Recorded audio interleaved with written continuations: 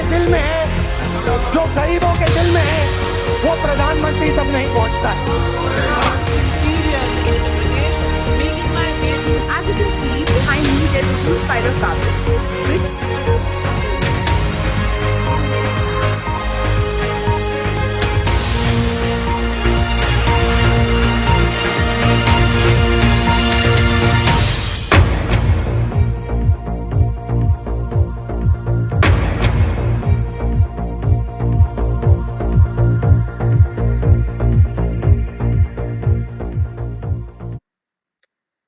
Good evening and welcome to India's most trusted news channel, India Now.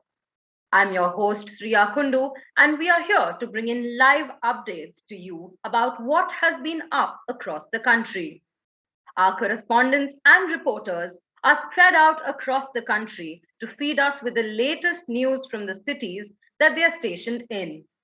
While Omicron continues to push people back within the four walls of their homes, with around 3 lakh cases being reported in the last 24 hours, it sure won't stop us from keeping you up to date with the nation's whereabouts.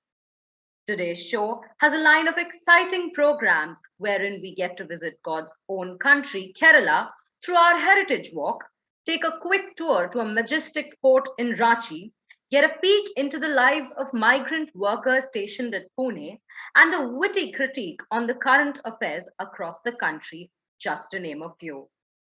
But before we jump right into the programs, let's first have a quick chat with my co host, Vedant Agarwal, who is currently in Lucknow. Vedant, how are you and what is your city up to?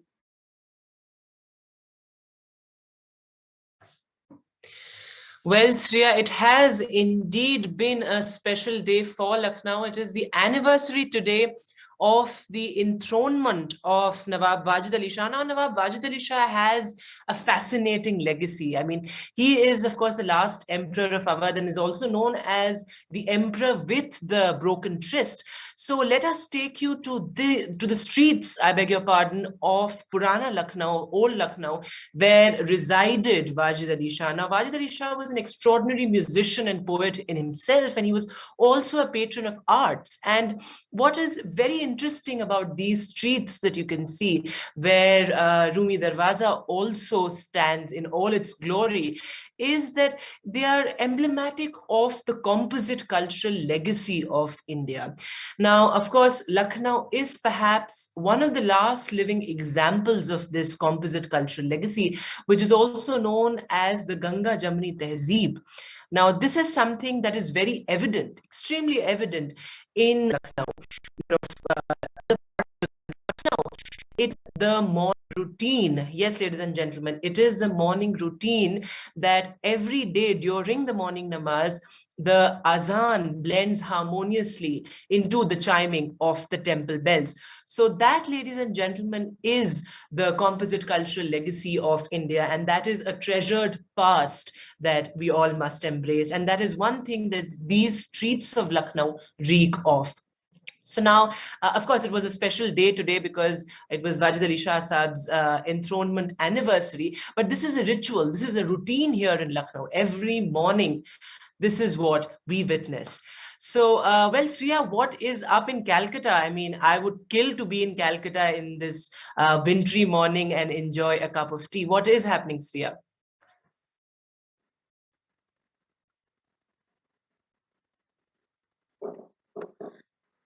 While that was Lucknow today morning, people in Kolkata woke up to temperatures swooping down to as low as 13 degrees Celsius at 6:30 in the morning.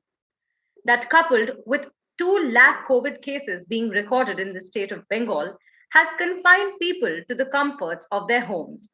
However, a good cup of steaming hot chai with an even more heated session of discussion at the chai walas is something many won't give up despite such adverse circumstances. Now, a trend that has alarmingly been brought to the notice of the health workers in the city regarding the recent surge in COVID cases is that while most cases of COVID are getting cured at home, ICU beds are getting filled up rather quickly. Doctors are of the opinion that while symptoms have mostly toned down to mild cough and cold, the virus is still affecting patients with morbidities in a more complex way. Moving on from the COVID segment, a TMC leader was shot at Bhattapara by miscreants on a bike. Trinamool Town Committee member Osim Roy had a close save as locals of the area rushed him to Bhattapara State General Hospital. Senior leader of the party and the mayor of Kolkata, Firhad Hakim, said that the BJP is using such tactics in constituencies they had won in 2019. Now, as more people have started losing themselves in the city and isolating themselves in the city, given the third wave, social media and binge watching have once again become the order of the day. Imagine not having the comforts of WhatsApp through the last two lockdowns. Even the very thought of it sounds ridiculous at this point. However, as the saying goes, food for thought, and that is exactly what Kolkata police has done, tweeting and warning the people of the city regarding serious WhatsApp fraud cases. Such is the gravity of the issue that netizens have been warned against the possible attempts of WhatsApp cloning, which could also lead to serious consequences like SIM swapping. Now, before we move on to our special correspondence, let us have a look at the headlines for the day.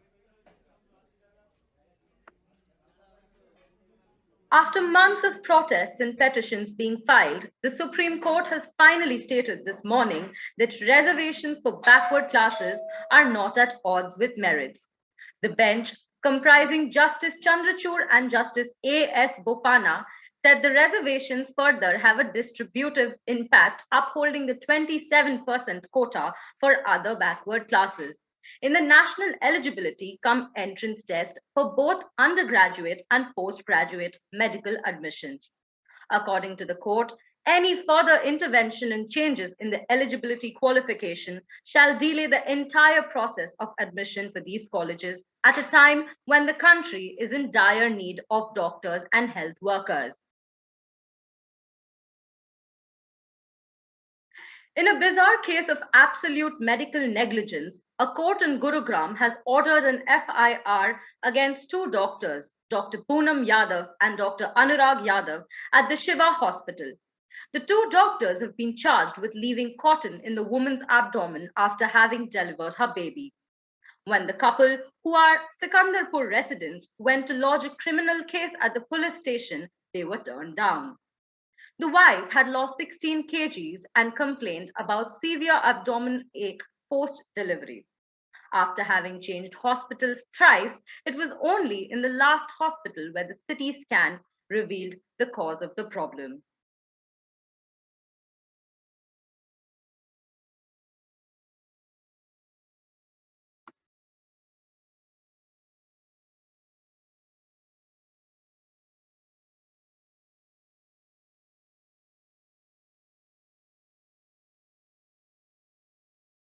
Headlines have really set the tone for the show. Now let's see what else do we have. Now the Election Commission has opened a Pandora's box by imposing a universal ban on physical rallies in poll-bound states.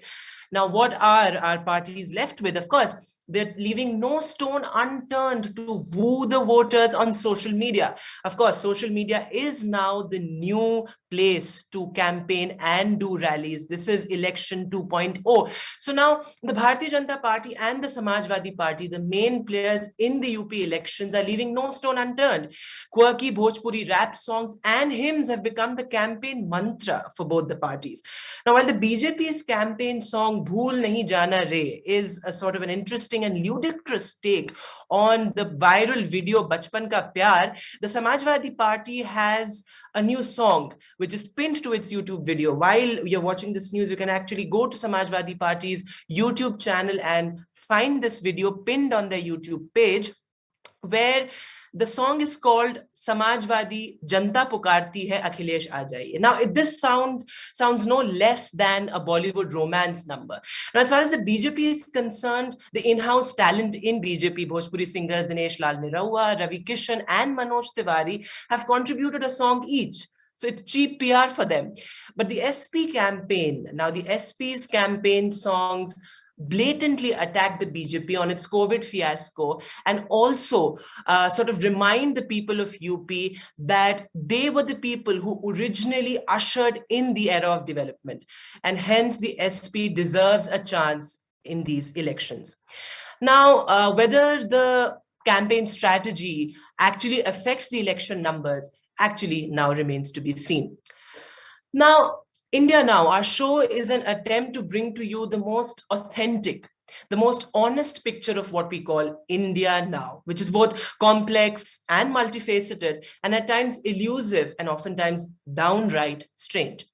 Now, let's not forget that there still exists an India of myths, superstitions, and legends, ladies and gentlemen. Now, one such news that corroborates this argument is what is happening in Chhattisgarh, where a three-eyed calf was recently born and he's being worshipped as an incarnation of Lord Shiva. Now, in this village named Rajnandgaon, this calf and its caretaker have suddenly acquired a revered position.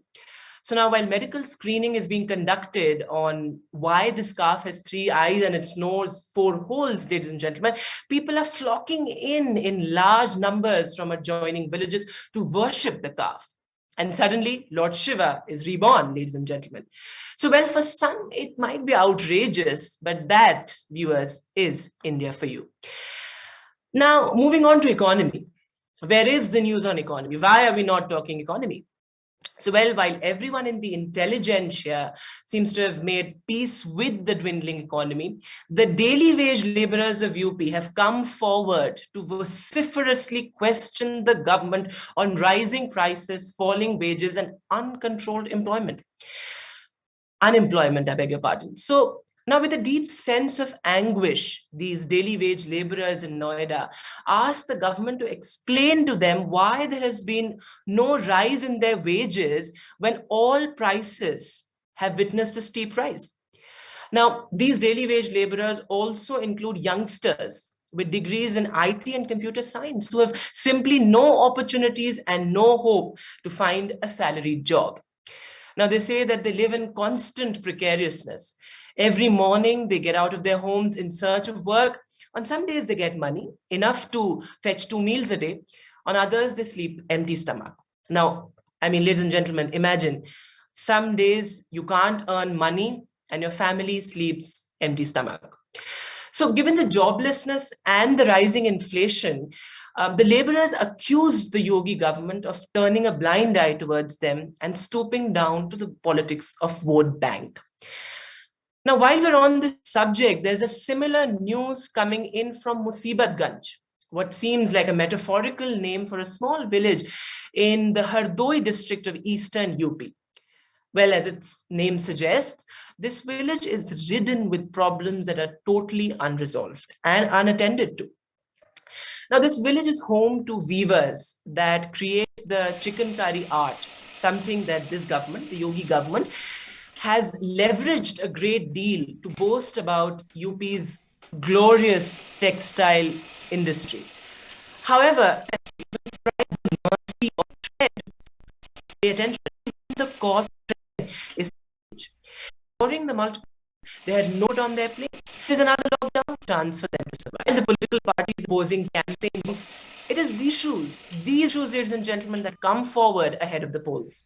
Well, how these issues impact the election numbers remains to be seen. So, I mean, enough of news. Sriya, what is happening? Where are you taking us to now? Over to you, Sriya.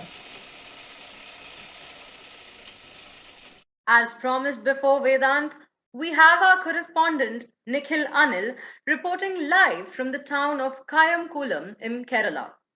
Let's go and check out what this place has to offer through this exclusive heritage walk.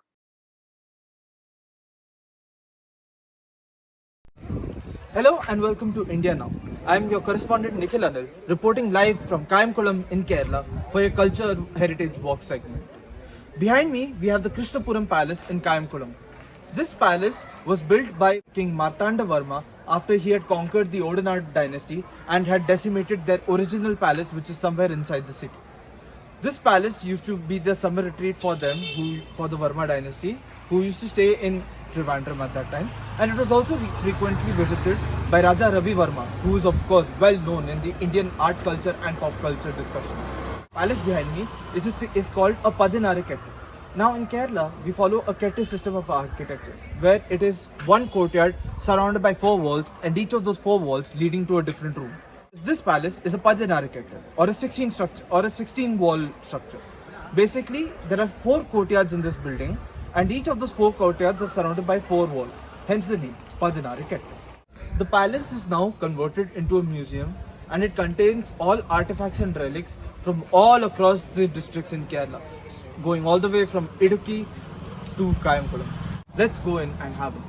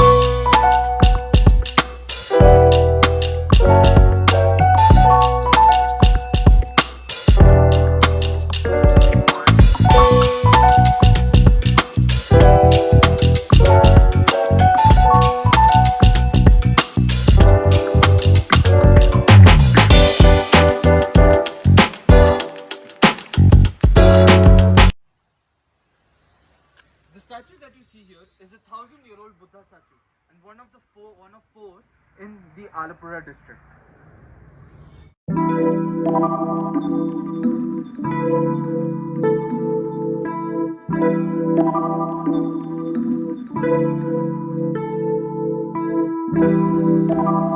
As I had mentioned in the start of this video, the museum houses a lot of artifacts from all across the state. Here we see some artifacts from the Idukki district, and up ahead we see some artifacts from Thrissur, some from other districts across the state, as well as some really unique collections which were all given by the state government.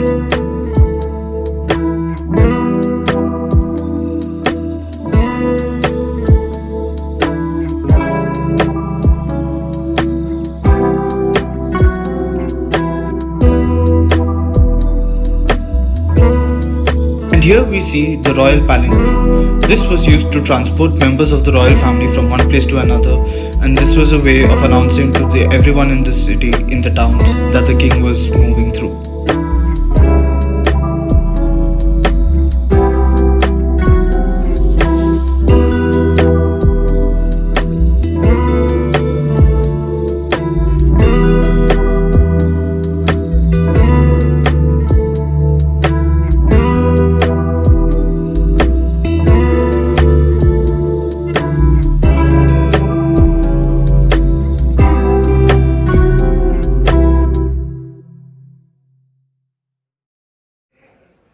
Behind me, we see the largest mural in Kerala.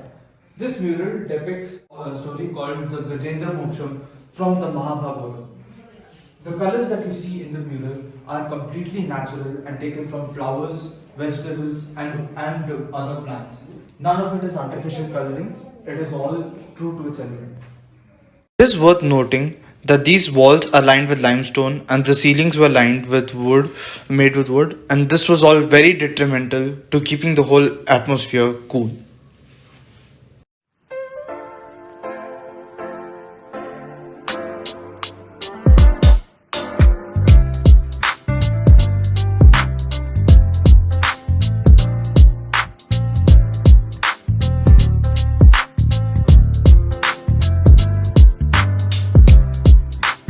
Right here next to me, you see the famous double-edged Kayamkulam sword. This was used by the king's highest level security warriors. They were specially trained in these. They had gone to special training places called Kalaris, and from there they learned how to use these swords. And these were double-edged, so it was a straight up killing machine back then.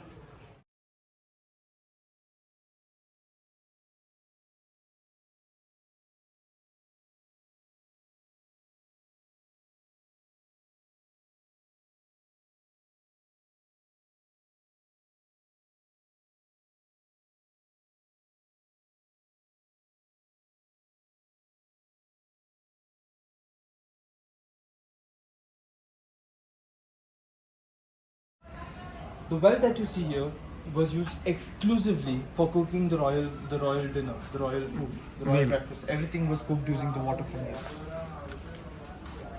And you can see these vessels right here, these earthen vessels. These were used to store the food. I'm standing here right in the middle of the royal kitchen. Here you can see vessels all across here, and you can see the fireplaces. And if you notice, the fireplaces are all of different sizes for each vessel. And these are all vessels that were used for the cooking, for each kind of dish, for yogurt, for whatever was there. And right here, we see the grinding devices. We see these two structures were used used to grind for wet grinding. This was for grinding all the masalas and all the spices that would be here, and this is for all the dry powder grinding that the cooks used to do in the kitchen, right here.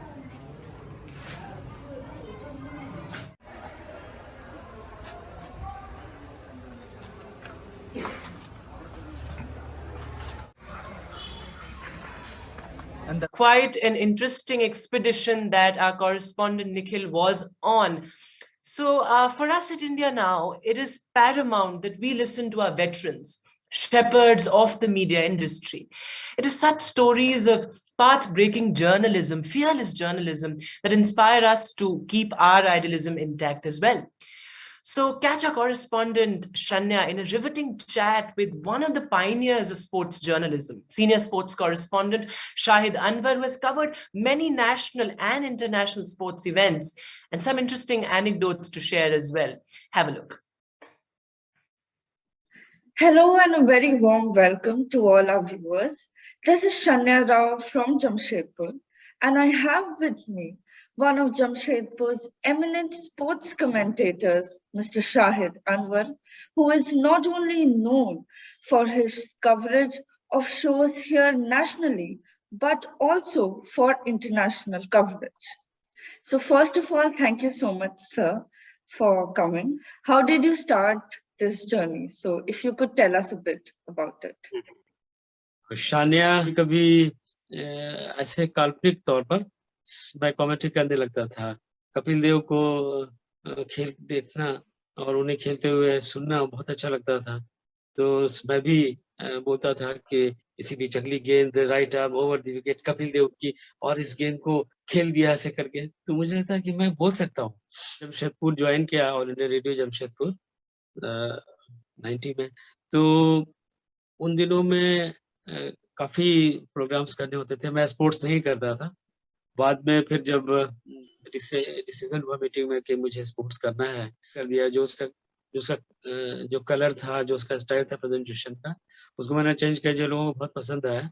तो फिर मैं outdoor में जाने लगा, करना शुरू किया कि कमेंट्री करना है। पहले क्रिकेट से ही शुरू किया। तो रणजी ट्रॉफी मैच हो रहा है क्रिकेट का, या दिलीप ट्रॉफी हो रहा है, या फिर जोनल मैच हो रहे हैं, या इंडिया ए के मैच हो रहे हैं। अगर यहाँ आ गए लोग तो पूरा मैच का कवरेज भी करना अपने स्पोर्ट्स प्रोग्राम के लिए। तो उस तरह से लगभग 100 के आसपास फील्ड पोजीशंस याद किए मैंने। फिर अब तो लगभग 20 से ज्यादा वर्ल्ड लेवल के इवेंट्स कवर कर चुके हैं, और cricket world cup, kabaddi, then world military games, Asian games, South Asian games, ये होते होते हो गया। मैचेस के बारे में अगर आप कोई इवेंट जो आपको अभी भी याद हो, तो अगर थोड़ा सा हमें एक्सपीरियंस नरेट करें। सब तो यादगार ही रहता है, लेकिन एक मुझे अच्छी तरह से याद है कि 2010 में दिल्ली में कॉमनवेल्थ गेम्स हो रहा था, कॉमनवेल्थ गेम्स 2010 दिल्ली में। मेरा चयन हुआ था उसके लिए, उसको पूरा कवरेज करने के लिए, और काफी उसमें लोग थे उसमें, वो बहुत मेमोरेबल था उसमें। वो जो चैनल शुरू हुआ था 16 घंटे का था, तो उसकी एंकरिंग, उसका प्रेजेंटेशन, उसकी डिजाइनिंग, ये सब करने का मौका मिला, और भारत के 3 लोग उसमें थे, एक मैं भी था उसमें। तो ये एक बहुत बड़ा अवसर था मेरे लिए वहाँ पे। तो पहला शब्द मैंने कहा था, पूरे भारत में प्रसारण हो रहा था कि चांद से फूल से, या मेरी जुबान से सुनिए, हर तरफ आपका किस्सा है जहाँ से सुनिए। इसके अलावा वर्ल्ड मिलिट्री गेम्स हैदराबाद में हुआ था 2007 में, और मेरे सामने ही वर्ल्ड रिकॉर्ड बन गया था स्विमिंग में। तो उसको कंफर्म करना और कंफर्म करके तुरंत उसको रिपोर्ट भी करना था। तो ये बहुत मुश्किल होता। फिर वो रशियन लैंग्वेज में बात हो रही थी, फिर उसका इंटरप्रेटर से बात करना, फिर वो सारा स्कोप करके, क्योंकि मेरे ही रिपोर्ट पे पूरे नेशन में जाना था कि ये एक जी नया विश्व रिकॉर्ड बना है। गलती कहीं भी होती तो फिर आप का करियर दांव पे था। जी तो बिल्कुल। वो एक बहुत एक्साइटिंग मोमेंट था कि लास्ट क्वेश्चन कि आपका इतना एक्सपीरियंस रहा है, तो any tips suggestions for all the upcoming people out there who want to become sports commentators, anything? हाँ, एक तो ये कि आप में बहुत उत्साह होना चाहिए और जोश होना चाहिए। और इम्पोर्टेंट बात ये है कि अगर आप कमेंटेटर बनना चाहते हैं तो सबसे पहले ये देखिए कि आपकी आवाज़ कैसी है, जी आपकी आवाज़ अच्छी है या नहीं है, तो उसको ठीक करना होगा। उच्चारण आपका ठीक है, नहीं है, क्योंकि होता ये है कि आप अगर फॉरेन कंट्रीज़ के प्लेयर्स के नाम ले रहे हैं, तो आप शुद्ध ले रहे हैं कि नहीं, जी है ना? और जो खेल जिसकी भी कमेंट्री आप करना चाहते हैं, उसके रूल्स, रेगुलेशंस हमेशा बदलते रहते हैं, चेंजेस होते रहते हैं, कुछ-कुछ टाइम पे, तो वो उससे आपको अपडेट रहना होगा। अभी आप देखें कि पूरी दुनिया में क्रिकेट फैला हुआ है, क्रिकेट के कितने रूप हो गए हैं। जी टेस्ट मैच है, वनडे है, टी20 है, फिर अभी दी हंड्रेड्स आ रहा है वहाँ पे। फिर इससे रिलेटेड कितने प्लेयर्स हैं, कहाँ-कहाँ चल रहा है, आईपीएल क्या होता है, इतनी सारी चीज़ें, और सबको कहाँ-कहाँ परिवर्तन हो रहा है, कौन क्या खेल रहा है, किसने कप्तानी छोड़ी, किसको नई कप्तानी मिल रही है, कौन किस तरह का प्लेयर है। अ, जी, thank you so much sir. I think जितने भी लोग सुन रहे हैं और देख रहे हैं, आई एम श्योर वो आपके ये टिप्स और सजेशंस को याद रखेंगे। So that's it from my side from Jamshedpur, and thank you so much sir again for okay, doing this. Thank you so much मुझे अपने साथ जोड़ने के लिए। Well, that was indeed an interesting interview with fascinating experiences and a lot of interesting anecdotes as well. So we'll give you some time to soak in that conversation. While I sip on my tea, you also grab a cup of tea or coffee and stay tuned. Well, that also reminded me of the fact that we have our Chai Pe Charcha segment lined up. So don't go anywhere.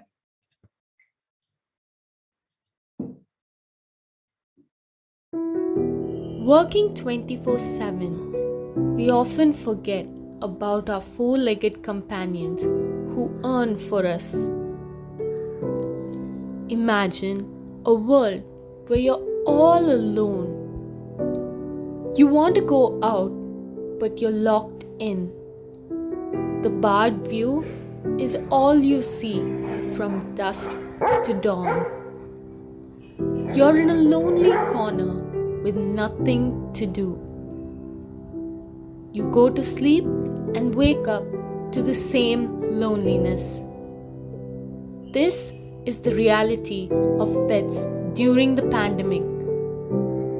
We often forget about them due to our heavy workloads. People will let you feel lonely, but animals won't. Don't neglect them.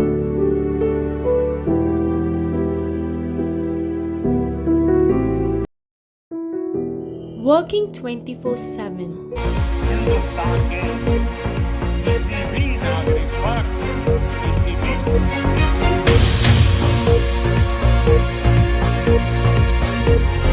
जो किसानों के दिल में है, जो गरीबों के दिल में है, वो प्रधानमंत्री तक नहीं पहुंचता है।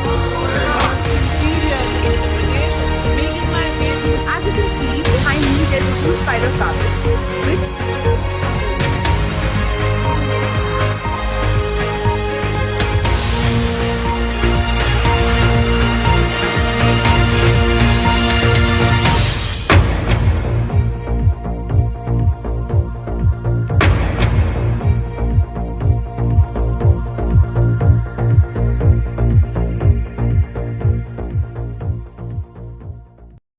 Welcome back to India Now, a show to strike a chord amongst you, the people of India. Now, a little tongue in cheek humor hurt no one, right? With that rather optimistic thought, let us now gear up for a humor segment with our correspondent Shruti Sinha. Well, Shruti, I hope you're ready to leave us in splits. Over to you, Shruti.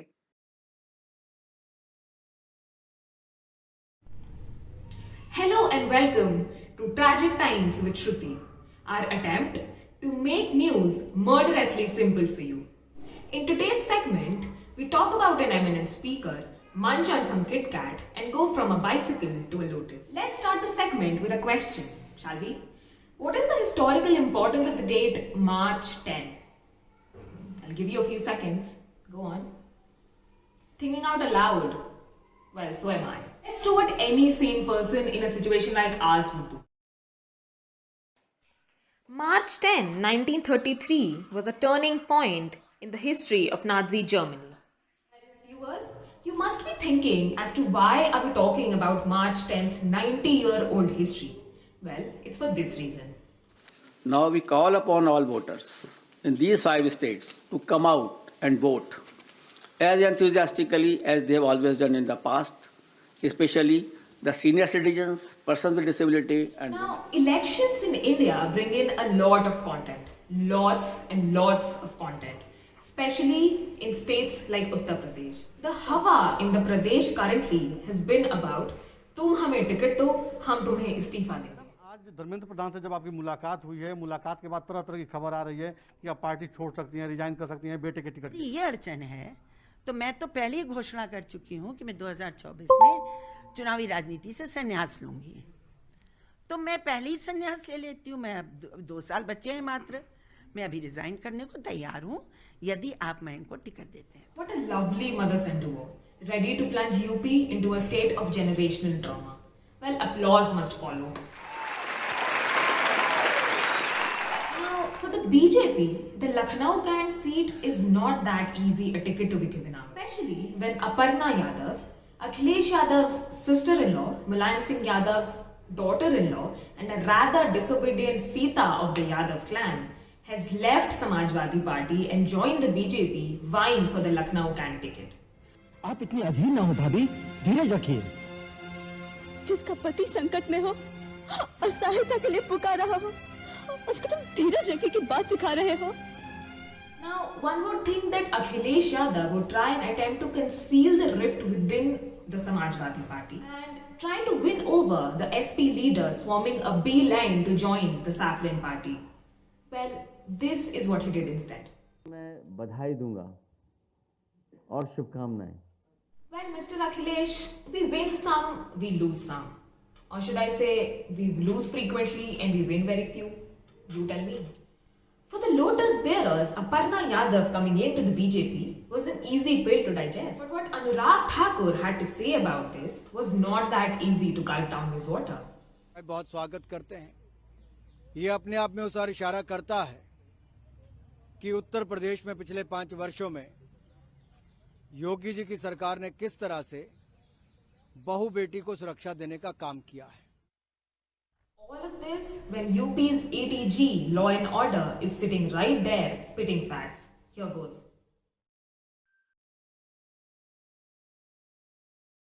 साथ महिलाओं संबंधी अपराधों में भी उत्तर प्रदेश का जो conviction का rate है वो पूरे देश में नंबर 1 का है.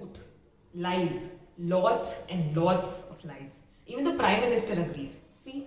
मैं मानता हूं शायद Guinness book of world record में एक व्यक्ति कितना झूठ बोल सकता है, कितनी बार झूठ बोल सकता है, कितने प्रकार का झूठ बोल सकता है, कहां कहां झूठ बोल सकता है, किस किस के सामने झूठ बोल सकता है. अगर इसके निकाले तो शायद ये नंबर 1 ले जाएंगे. और Speaking of drum rolls, our Pradhan Sevak, but sometimes a forgetful Prime Minister of India who had to stop his speech midway at the World Economic Forum when the teleprompter, well, stopped prompting. Here's Rahul Gandhi expressing our collective reaction. The Prime Minister, however, was quick to ask WEF executive Klaus Schwab if he was audible. और To any of the kids listening, the next time you're failing an oral test on Zoom, or the nation for that matter, learn from your Prime Minister and do this.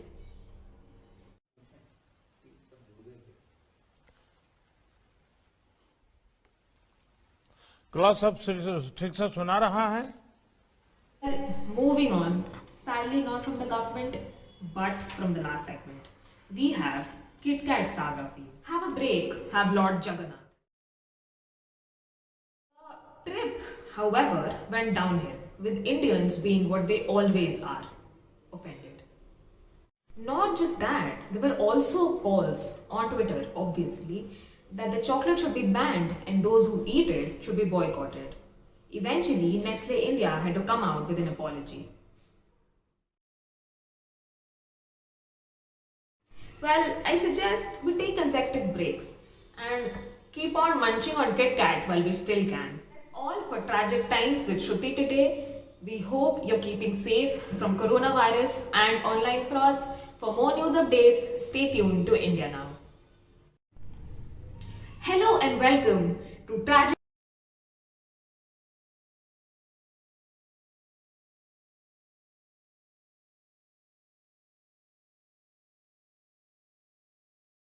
Well, after that humor segment, I cannot help but crack up. Well, it is now time for what we call hashtag serious journalism. It was back in the 18th century when Thomas Carlyle had declared the press to be the fourth pillar of democracy. Moreover, it couldn't have been more true for one of the world's largest democracies, India. And since then, the press has been ever evolving, keeping up with the times and the changes in technology. There was a time when people used to wait for days to get updates on raging issues that they had read towards the beginning of the week through an hour-long news program on TV or the printed version much later. And now, no matter where we are in the world, we have news on even the remotest villages in Africa at the tip of our fingers. Such is the reach of media and such is the power of media. As we are on that topic, we have with us here one of the country's most widely circulated papers. Yes, you guessed that right. It is the Times of India. It comes as no surprise that the front and the back pages are fully covered with advertisements. After all, man's got to eat, right? Moving on, the first page. Here in the first page, it has 4 stories. One major national story, which is about Air India cancelling most US flights for the second day over 5G safety worry. While that covers half of the page, the rest is 3 small stories, one being Banaras Hindu University to start a course on Hindu Dharma. Now, while the story has started on this flap of the paper, it has been continued on the other side as an anchor story, right here. As the viewers can see, right? And the rest of the paper is about, like this page of the paper, goes on to cover Covishield, Covaxin, and other updates about the vaccines in the country. The national newspaper mostly covers one-sided views of stories, which is why it is widely condemned at times. But one commendable coverage that Times of India does is the city version. And that city version is not only in the printed version of the paper, but we also have it on the online e-paper, which is, and the website.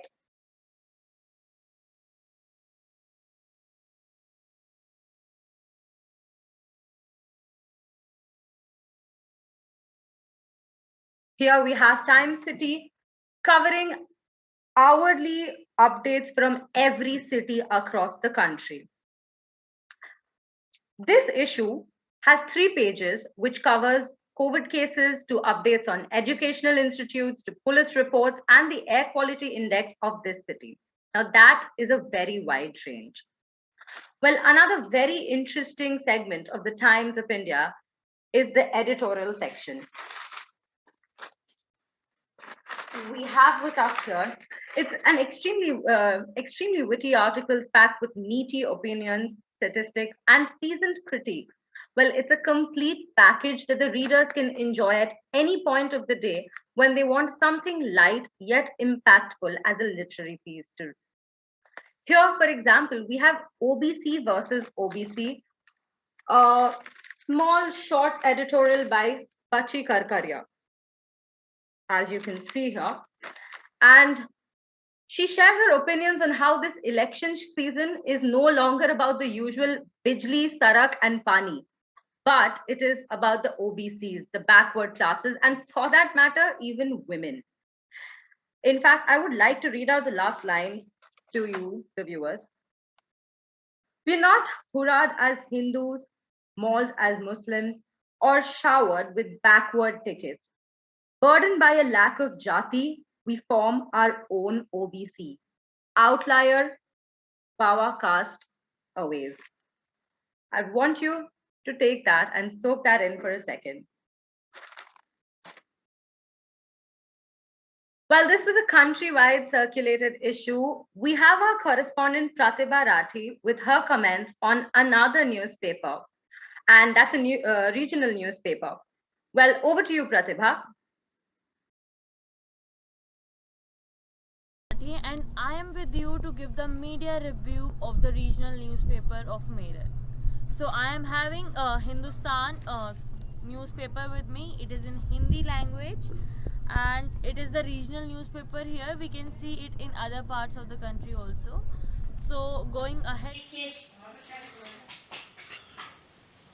with this, the newspaper starts with the masthead, which is the name of the newspaper, and the tagline of the newspaper, that is तरक्की को चाहिए नई नजरिया, which means that if you want to have development, you need to have a new vision. Start. So here we are at the editorial page of the newspaper. It starts with चुनावी मुद्दों से दूर हमारे सरोकार, that the people responsible for the elections are far away from the election manifestation topics. Then we can see that there is a little section which they have mentioned as nazariya, that is vision. ज़रूरत के समय पड़ोसियों की मदद करना ज़रूरी, that it's very necessary for us to help our neighbor.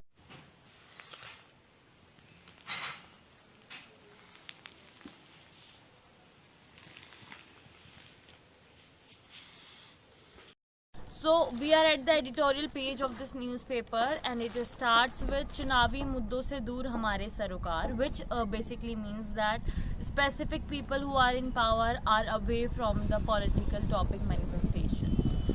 So here we can also see a small section as नजरिया. ज़रूरत के समय पड़ोसियों की मदद करना ज़रूरी. They have said that it's very necessary for you to help your neighbors when they are in need. And they have also given the photographs of the people who have written that down, and we can see the mailbox. Here they have specifically created a section for the people who mail the topics to them. See the other page of the newspaper, which is having a profile over here of Kashiram, and they have mentioned Kashiram as the hero of Dalits, like how he helped them to get into the politics, how he helped them.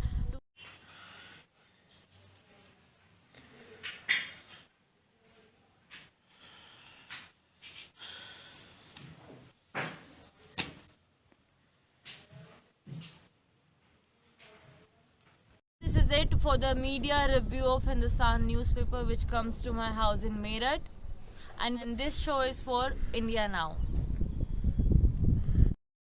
And I am. Well, that was an in-depth look at the print and what various publications in the print segment are doing. But are any of us even consuming news via print? I mean, I'm not sure. At least not all of us who are from the millennials age. So now let me pull out my phone and take you through some of my favorite standalone media houses on social media platforms. Now, one of my favorite websites is the Mojo Story. Now, the Mojo Story is doing some good work here. Now, let us see what they have in store. So, I mean, here on their stories, let's see what all they have. So, of course, they have these basic news updates here, but at the same time, they have links to explainer videos. Now, explainer videos are a rarity as far as media houses are concerned. There are very few media organizations that do explainer videos. So here you can see there's also an interview. There's also an interview by Barkhadat. Of course, Barkhadat is the brand that the Mojo Story thrives on. So there are extensive interviews here and links to them. So now at the same time, what is also fascinating about the Mojo Story is that it is an entirely first generation social media media organizations, because it does not have any integration with print or other digital media websites. It's a standalone social media house. This is something that operates on the algorithms of social media. So that is interesting about the Mojo Story. Now, moving on, another popular website, I beg your pardon, page on social media is News Laundry. So, of course, News Laundry is something that millennials are obsessed with. It's also because of their heavy satire content. So they critique the media, but they also provide news updates, as you can see here. So these are some of their segments. This is NL Hafta, where they discuss some of the most important developments that have happened in the week that has gone. At the same time, you can also see that they have heavy use of cartoon and animation. Now, this is something that social media organizations do very often, that they innovate, and it's constant exchange between the netizen and the social media organization. So that is something which is very evident here. So you can see that there's heavy use of animation and cartoon. Now, at the same time, they're very well integrated with their social media, with other social media. So they have a very good integration with Twitter, and they're also well integrated with their YouTube channel. So this is something which is interesting. Another thing that I would like to draw your attention to, viewers, is their campus politics page, which is a separate page that they have here, where they report on student issues, and where they give space to student leaders and other students who want to voice their opinions. They also have News Laundry Hindi. So multilingualism is something that social media is facilitating. So now we come to another page, Instagram page, which is very popular with the millennials, and that is Faye D'Souza. So now, this is slightly different from the other two social media organizations that we've talked about. Now, this is more like an agency news service, because here, as you can see, there are hourly news updates, ladies and gentlemen. There are hourly news updates here. So as I said, it is like agency service, news agency service. So again, I feel that social media is leveraging all the tools that come with it to provide, efficient, credible news. Having said that, ladies and gentlemen, I also must add a caveat here that a great deal of disinformation and misinformation is also being spread through social media. So let's be intelligent consumers of news. I know it's sort of in this post-truth era, it is slightly difficult to understand and comprehend which news is credible and which is not, but let's try and go on verified news pages and consume news from there, and that is why we are here for you.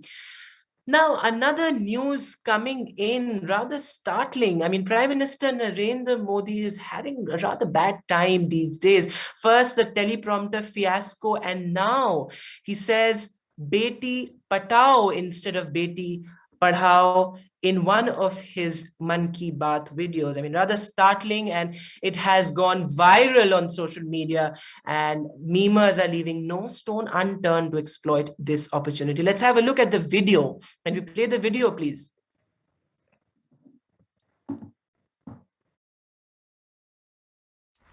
हाल के आंकड़ों से पता चला है बेटी बचाओ बेटी पढ़ाओ बेटी पढ़ाओ अभियान। Speech के दौरान PM Modi की जुबान फिसलने का लगा आरोप।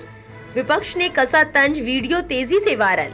वर्ल्ड इकोनॉमिक फोरम को संबोधित करते हुए प्रधानमंत्री नरेंद्र मोदी की speech. Something to ponder about here. Should our politicians, speech writers, also start delivering speeches? I mean, that is a question that all of us can think about, while Sriya has something to say as well as far as media review and media trials are concerned. Sriya, what is it that you have to say?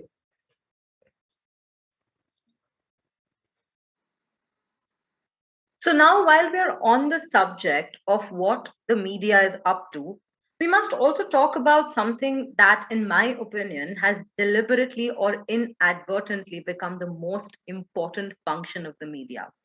Yes, you guessed it right. We're talking about the great saga of media trials. Whether it was the vilification of Riya Chakraborty or hashtag Bollywood drug mafia, media trials have become a recurrent and most infuriating feature on the news channels now.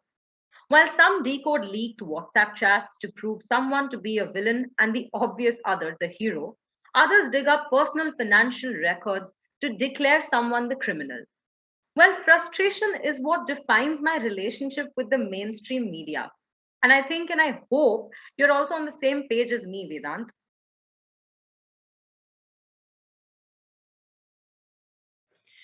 Well, Sriya, I couldn't have agreed more. I think not just as journalists, but as sane, conscientious believers of law, all of us are on the same page as you. I mean, journalism has really become voyeurism. I mean, there is a strange sense of sadistic pleasure, if you like, that journalists have begun to derive by maligning people, by putting them down. And this is only to put themselves, I mean, as journalists, on a higher moral pedestal. And I think it's not just unethical, but I would go to the extent of deeming it criminal. I mean, for the media to pronounce someone guilty, I mean, it's absolutely unacceptable. And such slanderous and malicious commentary. Ladies and gentlemen, here I would like to draw your attention. Such slanderous commentary just to pander to the popular narrative is absolutely unacceptable. And we, ladies and gentlemen, as consumers of news are also responsible for this absolute slander and hate that is being perpetuated in society. Now, what media trials have also done, Sriya, is that it has given rise to a sort of polarized binary in conversations, where there are two extremely opposing strands in the conversation, and one is required to pick one. So there's no sense of nuanced or sophisticated investigative journalism left. It is all voyeurism. And why I'm talking about investigative journalism, I beg your pardon, ladies and gentlemen, is because this is the caveat that journalists impose. They say that, we're doing investigative journalism. And in this garb of investigative journalism, what we have are media trials. What do you think, Sriya?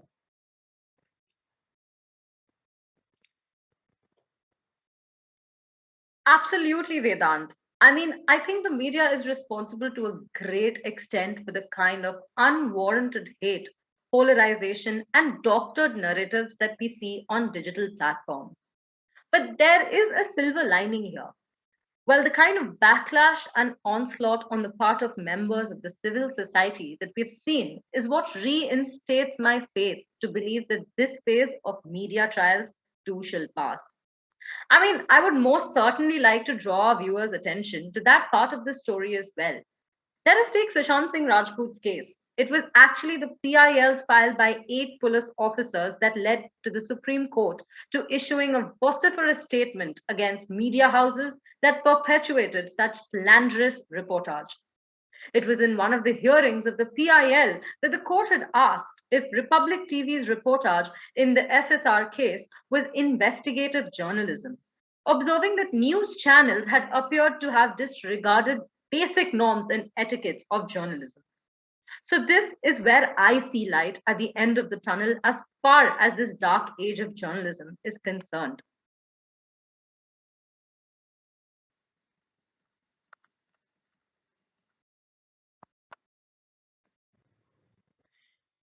Well, Sriya, you are an eternal optimist, and our viewers must know that.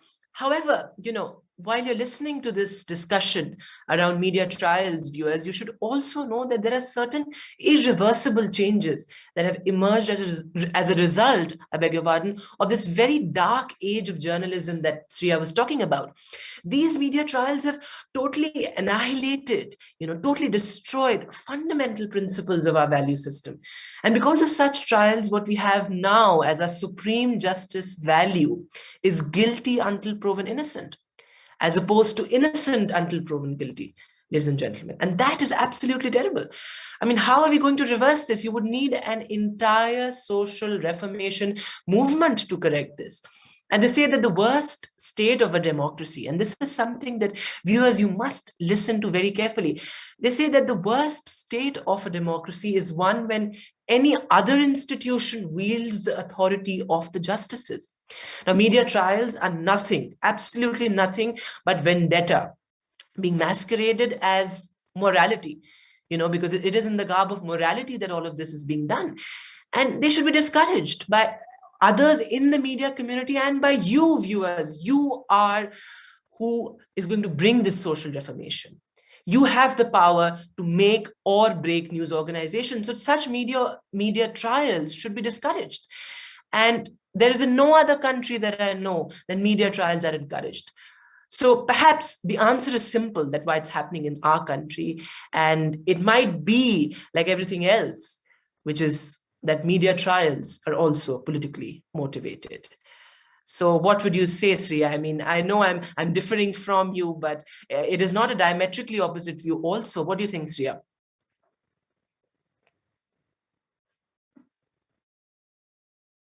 Well, I think in conclusion, I can only say that I do not deny the sorry state of affairs and the tragedy of our times.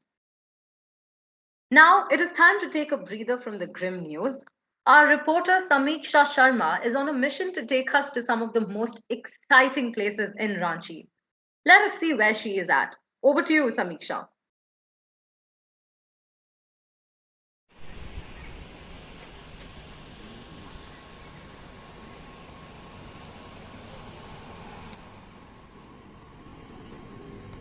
Kanke Dam is one of the best places to visit in Ranchi. Whether it is an outing with friends or with families you're looking for, Kanke Dam has got you covered. With crystal water surrounded by sprawling hills, it is truly the ideal place to unwind after a long day at work. Hello and welcome to India Now. I'm your correspondent Samiksha Sharma with you, and today I'm here at this beautiful place known as Kanke Dam. Set right next to the most famous rock garden in Ranchi, it's the perfect getaway for families, youngsters and children.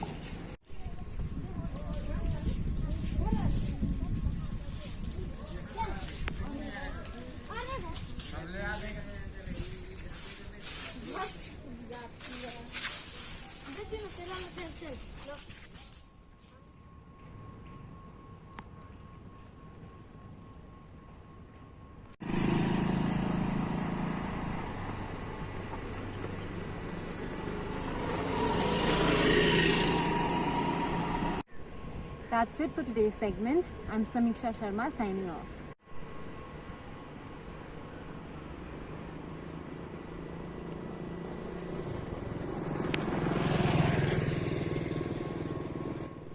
Now I'll speak to some locals over here who live nearby, and they'll tell us something about this place.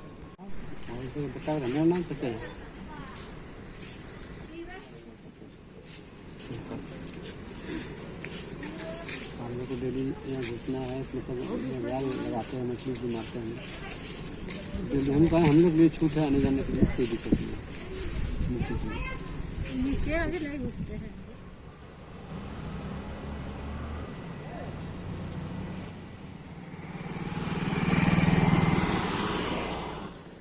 I'm going to introduce about the Kanke Dam. Really, I come first time this dam, but it's really very beautiful place. And also near the Kake Dam have one garden that is called Row Garden. It's really beautiful. Once I visit there, and really very comfortable, you can come and visit and you can enjoy that place. Especially you can come in morning and you can see the sun shines, and you can come in evening and you can see the sunset. These both are very beautiful and very natural. Also in the winter it's very foggy, so it's really very nice and cool place. So I think you should come here and enjoy this place, and I hope you can come and visit this place and you will like that. Thank you so much.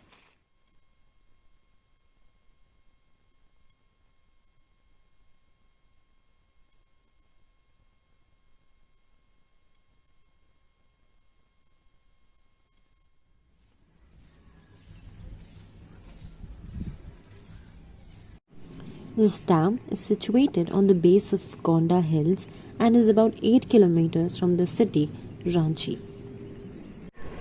That's it for today's segment. I'm Samiksha Sharma signing off. Well, that was an interesting expedition by our correspondent Samiksha. Hope you enjoyed it as well, viewers. Well, there's very little tea left in my mug and we still haven't had our Chai Pe Charcha.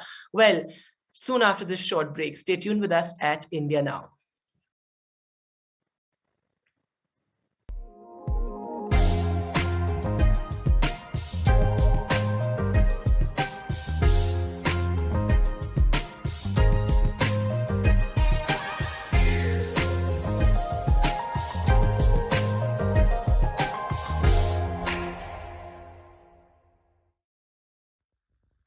This is what Delhi looks like in the morning. This is Sayyid Nakir signing off. Thank you.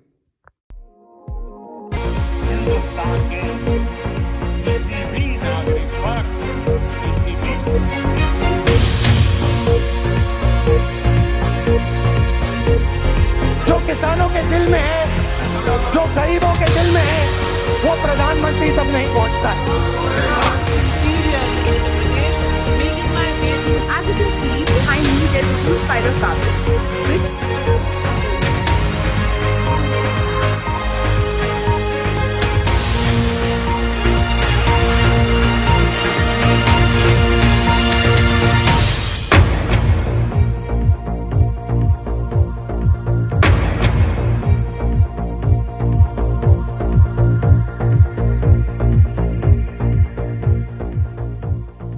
Welcome back, viewers. Now, I'm going to open this segment with a very significant story, and it is the migrant worker story. Now, the migrant worker story is here to stay, particularly after the vehement support that it has received from different quarters of the workforce and its allies in the recent past. Now, there is an incredible diversity within the migrant workers as well, and that is something that we don't realize. And to make us realize this, we have our correspondent Saurabh, who is in conversation with the migrant workers of Pune. Have a look.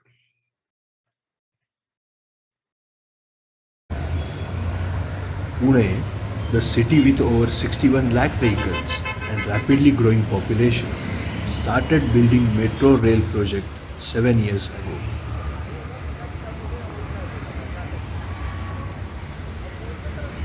Seeing this opportunity to find work, hundreds of migrant workers joined hands to complete the project in time.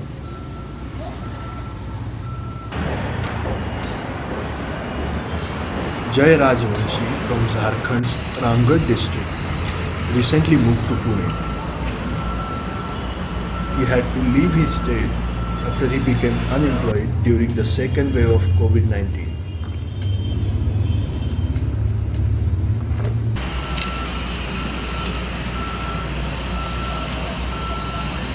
हम तो पहली बार आए हैं। एक महीना हुआ। हमारे झारखंड में काम धंधा सब बंद हो गया है लॉकडाउन के बाद। हाँ, लॉकडाउन 2 लॉकडाउन फास्ट के बाद 2 लॉकडाउन में सब बंद हो गया है। ओके। हाँ, इसके बाद क्रशर चलता था उधर। ओके। हाँ, तो क्रशर वैसा सब बंद हो गया है। मेरा छोटा मोटा दुकान भी है घर में, वो भी नहीं चलता है, सब बाहर चला गया है।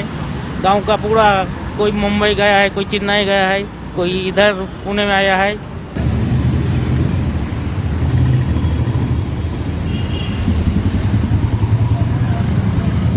हमारे मम्मी है, पापा है, भाई बहन, बीवी है, बच्चा है। ओके, तो वो यहाँ पे रहते हैं? नहीं, झारखंड में सबको छोड़ के अकेले आए। The 37-year-old man is working as construction worker for the first time.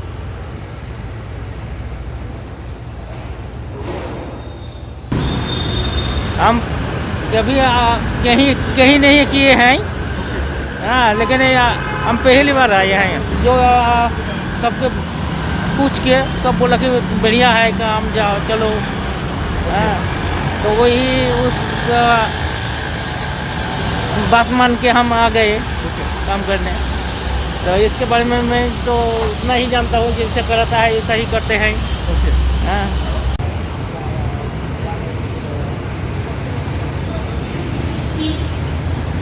काम तो मुझे मालूम नहीं कितना दिन तक चलेगा, लेकिन तो हम लोग टारगेट करके आए हैं कि 2 महीना या 3 महीना होली में जाने का है घर। हाँ। होली तक आप जाओगे? हाँ। In a new state, Rajvanshi has to cope up with a new culture. भाषा की जो मराठी है वही समझ में नहीं आता है, थोड़ा बहुत आता है, उसी में हिंदी में काम चला लेते हैं।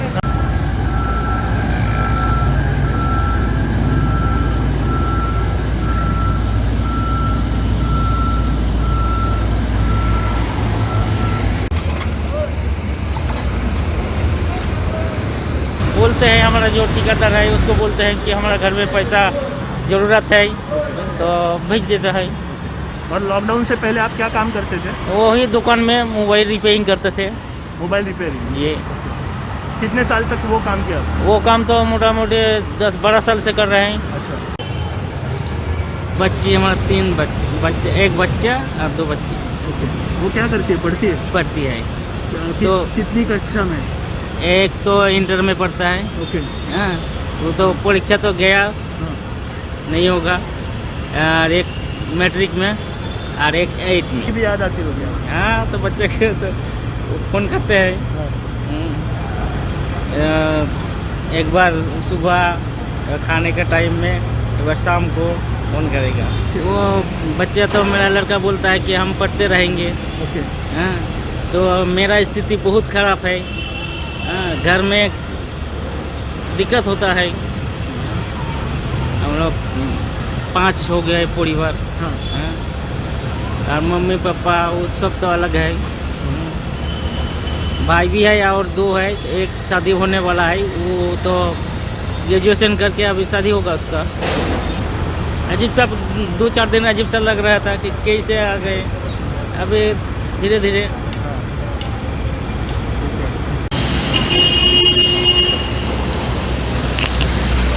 हम तो सोचते हैं कि हमारा जो भारत में जो मेट्रो का काम चल रहा है तो सबका सुविधा होगा। हाँ, तो अच्छा ही होगा। जिसमें काम किए हैं उसमें एक बार तो चढ़ेंगे ही हम। Pune's most awaited infrastructure project, the Pune Metro, has started its trial run in the last month. It is expected to begin operations in the upcoming 2 months. Thanks to the hard work done by thousands of workers like Rajvanshi, the Pune Metro is expected to give a big relief from Pune's traffic. But Rajvanshi doesn't know if he is going to continue to get employment after 2 months. I am Saurabh Lele. Keep watching India Now.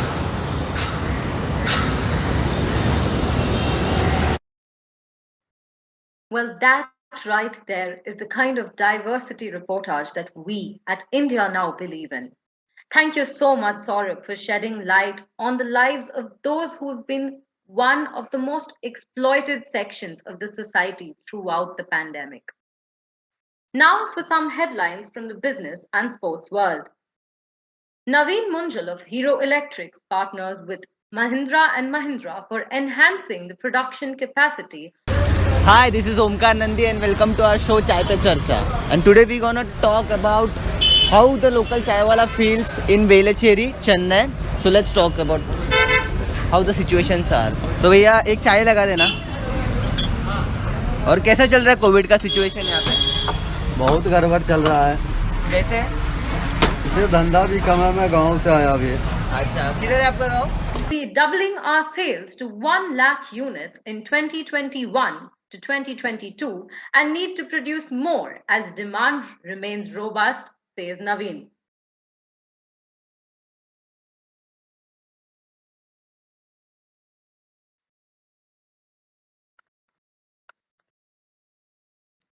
It has been quite a disheartening week for all the sports lovers out there as the world of sports might witness yet another champion singing the swan song.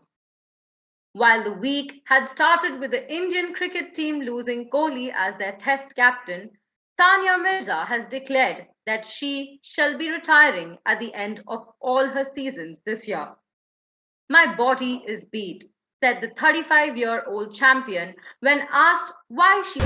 Hi, this is Omkar Nandi and welcome to our show Chai Pe Charcha. And today we're gonna talk about how the local chai wala feels in Velachery, Chennai. So let's talk about. Now, we have our correspondent Omkar Nandi taking us through the lanes of Chennai, sipping on some warm chai as he converses with those who are right at the heart of the daily debates during morning and evening chai sessions. Be it among the youth, the intelligentsia, or the working class, the chai wale bhaiya. Over to Omkar for some chai pe charcha for our viewers out there. Hi, this is Omkar Nandi and welcome to our show Chai Pe Charcha. And today we're gonna talk about how the local chai wala feels in Velachery, Chennai. So let's talk about how the situations are. तो भैया एक चाय लगा देना. और कैसा चल रहा है कोविड का सिचुएशन यहाँ पे? बहुत गड़बड़ चल रहा है। कैसे? इसे धंधा भी कम है, मैं गांव से आया अभी। अच्छा, किधर है आपका गाँव? बिहार हुआ। अच्छा, तो कब आए थे गाँव से? अभी हो गया 1 महीना 15 दिन हो गया, 1 महीना हो गया समझो। गाँव में कैसा सिचुएशन है? गांव में तो फिलहाल में ठीक है, इधर बहुत मुश्किल हो गया। मुश्किल मतलब कैसे? इधर काम करने में दिक्कत है, लॉकडाउन भी लग गया, घर भी जाना महीना लग गया, यहाँ बहुत प्रॉब्लम चल रहा है अभी। और यहाँ पे कैसा सिचुएशन है? यहाँ पे बहुत मुश्किल हो गया। अच्छा, और जनता आते क्या? मार्केट कैसा है अभी? मार्केट थोड़ा कमती हो गया, पहले से बहुत कमती हो गया। अच्छा, और आप कैसे ध्यान रखते हो कोविड का? बहुत अच्छा, तो सेफ में रहते हो। बस यही है। और धंधा का बिजनेस का बारे में है, बहुत प्रॉब्लम चल रहा है अभी। काम उम का भी बहुत ही मुश्किल हो गया, काम उम भी नहीं सही से हो रहा है। रात को कितने बजे बंद कर देते हैं? सुबह 7 बजे खुलता है, उसका बाद 8 बजे नाइट में मैच चला जाता है, 10 बजे बंद हो जाता है, 10 बजे के बाद लॉकडाउन लग गया।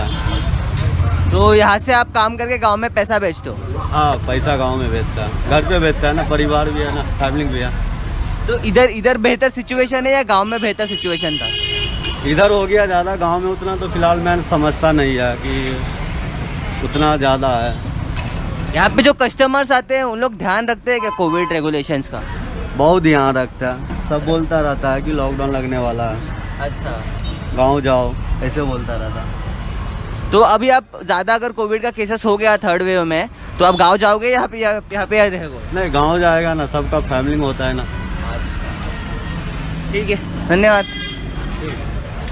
So as he said that the COVID situations are worsened and he has just came from his village 1.5 months back, and he is stating that if the situation gets worse in the 3rd wave, he'll get back to his village as his whole family is in village, and here they follow the rules by wearing hand gloves and mask also. So that's it from my side. Hi, this is Omkar Nandi and welcome. Thank you, Omkar, for shedding light on what the common man is thinking. After all, that is what democracy and the 4th pillar of democracy is all about. So, Vedant, how was the day for news today? So, Sriya, I think we've had enough food for thought as far as today's news is concerned. But at the core of it, at the core essence of it, is that there should be enough space available for the voiceless in the media. So I think we should not have provided disproportionate space to people who already have so many outlets to put across their views. So I think championing the causes of the voiceless is what is at the essence, at the core essence of our reportage today. And similar to what we've been talking about is the news that is coming in. Shashi Kumar has moved the Supreme Court again and said that there has to be some sort of state-sponsored political agenda behind the kind of hate speech that is being propagated in civil society. He has said that the propagation of hate is being accompanied by some kind of strange silence on the part of other institutions, other democratic institutions. And that is what Shashi Kumar has said is worrisome. So now he has also been on the forefront as far as championing causes of civil liberties are concerned. He had moved the Supreme Court regarding the Pegasus scandal as well in the recent past. So what we draw from our reportage today and this news that has just come in is that journalism and journalists like you and I, Sriya, must play the role of the watchdog. What do you think, Sriya?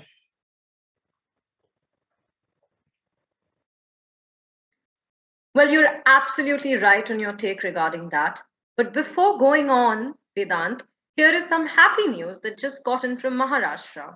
The state government has declared that they are planning on reopening schools from January 24th in areas that have a lower number of cases. Now, that is something to look forward to for both the students as well as their parents out there. After all, it has been too exhaustive on both their parts to continue with online classes. And with that, we have reached the end of our show. A word of caution against the current wave of COVID-19 across the country. Keep your masks on, isolate as soon as you show symptoms, sanitize frequently, and stay safe. Thank you for joining us at India Now. This is your host, Sriya Kundu. Stay tuned and good night.